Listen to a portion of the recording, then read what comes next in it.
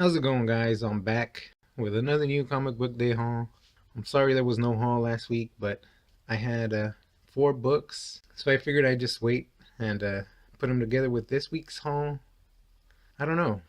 Let me know what you think. Should I move to a 2-week haul, or maybe even pull a Mr. Dano and go for a monthly haul? Or do you even care? Let me know. Either way. Let me get into the books. The 4 books I picked up last week. I have Southern Bastards number 18 by Mr. Jason Aaron and Jason Latour. And this issue, Mr. Latour, Mr. Louder, is doing the writing, and he is joined by Chris Bruner on art, which of course they did Loose Ends together. It's colored by Latour, so it feels a lot more like an issue of Southern Bastards and a tie-in. And I have to say it was pretty good. Mr. Jason Aaron has a few words in the back where he says, even though Mrs. Tubbs might get her revenge pretty soon, the book still has a way to go, I guess. And then I finally found Shirtless Bear Fighter number 4. More shirtless bear fighting. I think this is going to be 6 issues or 5 issues. I don't know. But I guess I'll be picking it up. There's all the creators. So many creators. The art has been fun by Mr. Vendrell. What can I say? It's just weird, ridiculous stuff. Then I picked up the first issue of Arya, something like that. It's from Antarctic Press. It is a anthology, or more like just a showcase of female artists, and it's mostly sort of this manga style. Pretty much a couple new female creators doing their stuff, all black and white. Second story I think was probably my favorite when it comes to art. But yeah, I thought it was I picked it up just for the cover basically, but yeah, I thought it was pretty interesting. And then finally for last week I have The Beautiful Death. This is another one from Titan Comics, one of those $6 books that they enjoy putting out. It is another I guess European reproduction or reprint of a European book. The art, I think, was what drew me to it. Pretty amazing stuff, I think. The colors. And it was an interesting story. It's basically just some post-apocalyptic story with giant bugs and stuff. Now into what I picked up this week. This is actually from last week. But I saw Mr. Sleepy Reader 666 talking about Kamandi challenge number 9. He said Tom King and Kevin Eastman getting together to do a book. And I was like, really? I must pick it up. Am I going to be lost because this is issue number 9? Probably. I know nothing about Kamandi. I know nothing about what's going on with this new story arc. But I enjoy King writing, and of course, who doesn't love Eastman's art? Next I have a Hillbilly number 8. Mr. Eric Powell back with more Hillbilly. And it looks like there's a guest artist maybe. Simone DeMeo is doing the art.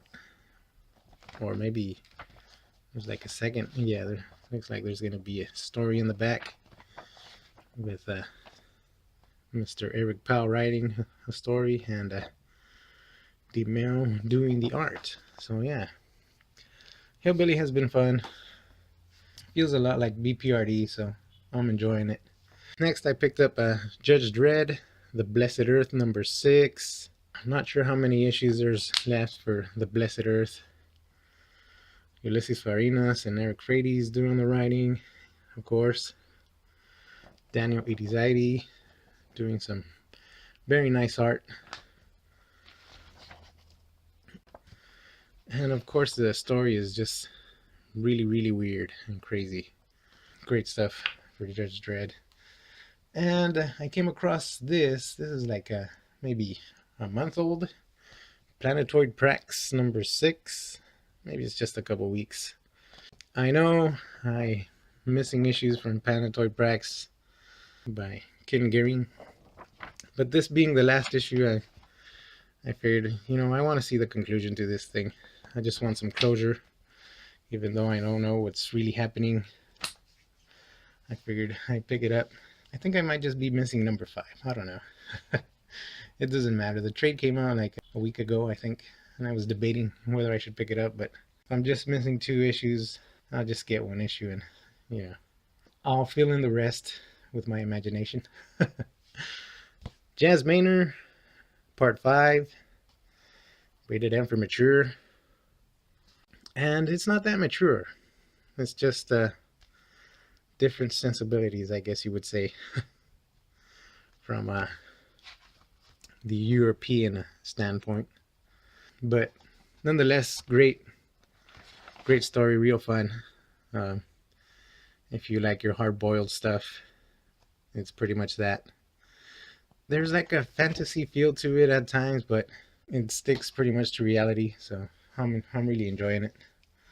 Eleanor and the Egret, number 4, by John Layman, with art by Sam Keith, of course. An Aftershock book. Aftershock is getting some steam. Is that how you say it? Picking up steam? I don't know. This is just one of those weird fun books that I enjoy reading for, I don't know why. The art is nice. The story is, you know, it's not that amazing, but it's fun. It's just a fun read with weird, funny characters.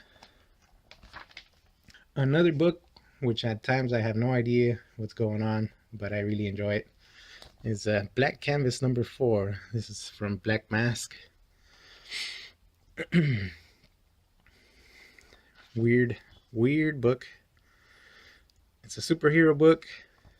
It's a hard-boiled action book. It's a bunch of stuff, and it looks like it's gonna be a Black Widow crossover now, or not. I don't know what's going on, but Sam Cavilla does some nice art, and Ryan K. Lindsay is just making up the weirdest story and crossing some really weird genres. And it's a lot of fun, what can I say? Very good looking book, very fun story to read. If you get a chance, check out Beautiful Canvas. And here is part 2 of The Girl Who Played with Fire. This is a hard case crime book from Titan again, another $6 book. So many $6 books, I'm going bankrupt. This one has the different artists, if I said it, for issue 1 compared to the first arc by this is a Manolo Carto on art. I think it's the same writer as the girl with the dragon tattoo, but I'm not sure. And the translator, I'm guessing she translated the first 2 books of the story arc, of the arc. Is it an arc? I mean, it all correlates. You got Mr. Blumwisk, I think that's how you say his name, back in the action. And of course, the girl with the dragon tattoo is now playing with fire. So, it's a fun read. Here's a number 1 that I didn't really think I would pick up, but I did. That is Tick number 1, The Tick. This is a whole new start for the series. I'm guessing New England Comics Press. And here's a bunch of back issue collections, I'm guessing. Anyways, the Tick, fighting clowns and ninjas. What more can you want, right? Is this just by one? Oh, this is written by Colin Budd. Really? Interesting. And Jim Z, with art by Douglas Paskowicz. The art looks fun. So many word bubbles, but I'll try and get through them. And here's the ninjas. So, and up next here we have Eugenic. This is a new #1 from Boom.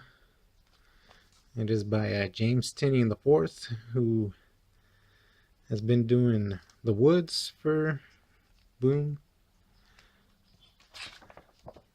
And it's illustrated by Eric Donovan. I have no idea what the book is about. I think I saw it in previews. When I was in the shop, I was flipping through it, and I figured I'll pick up another Boom book. And it looks like it's a $6 book, which means, I don't know. Probably not going to keep getting this title. I'll just try out the first issue. And final issue I picked up this week is another #1. This is Dan Panosian Slots from Image. Glad to see it's not another $6 book. Otherwise, I'd be very, very broke by now. And this, of course, is created, written, and drawn by Dan Panosian, who I've only seen covers of. He does some nice covers, so I'm interested to see what he could do with the interior. I think he did Conan and what is it, Red Sonja? But I never picked that book up, so we'll see. And finally, I'll get into some trades. I could probably do a whole separate video for this, but might as well do it now, right? This came out this week. This is A Visitor and How and Why He Stayed by Mike Mignola and Chris Robertson. They like to team up a lot. And I believe I picked up the first issue. I believe what Mignola is trying to do here is basically incorporate what he's doing with Hellboy and the BPRD that's coming out most recently, and his older Hellboy run, and trying to put them together through this title, and of course through the other newer stuff. Speaking of Mignola, here's finally BPRD Hell on Earth, The Exorcist. This is volume 14. I can finally read the last 2 volumes of BPRD Hell on Earth. This has a story by Mike Mignola and Cameron Stewart, with art by Cameron Stewart. I'm guessing John Arcudi had already left, but I thought he ended the run for BPRD Hell on Earth. Interesting. He-Man Thundercats. This is written by Robert Davis and Lloyd Goldfin, and of course it has art by Freddie E. Williams II, which he has done a lot of crossovers. He did Batman, Teenage Mutant Ninja Turtles for DC as well, DC IDW. I enjoy his work. Manifest Destiny, Volume 5. Nymphophobia? What? Chronophobia? I don't remember when this came out. I know it was back ordered at my shop. Kristen just writing. Matthew Roberts on pencils. His work has always been very interesting. He does some pretty crazy stuff on Manifest Destiny, I think. The creatures and all the gore. And of course, you knew I had to pick up Extremity, Volume 1. by Mr. Daniel Warren Johnson. It is colored by Mike Spicer. I'm used to Warren Johnson's work in black and white or with simple shading.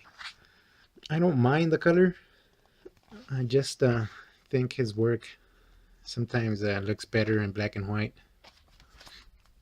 But I'm really happy to have Extremity. And here is my venture into some more bande dessinée. This is Jerome K Jerome block by a bunch of French creators, by a couple creators here. This is the first album of Jerome K Jerome, the Shadow Killer. Jerome K Jerome block has thrilled European readers since 1982 and has been collected in 25 graphic novels that have been translated into 11 languages and now finally presented in English for the first time.